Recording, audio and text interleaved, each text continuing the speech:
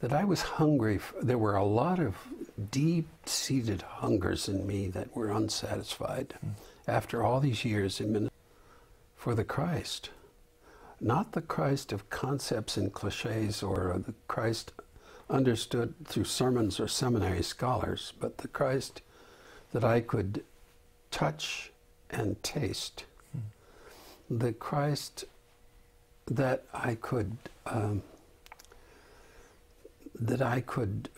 visualize, and the Christ that I could encounter in the Eucharist and in the liturgy.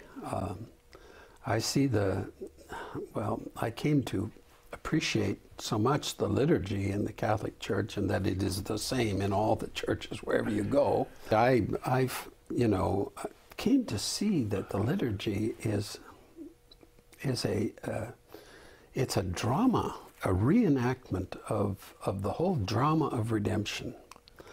And that it begins with the knowledge of sin and the confession and so on, and then ends with the victory of the death and the resurrection of Christ celebrated in the Eucharist. And you take that journey in every Mass.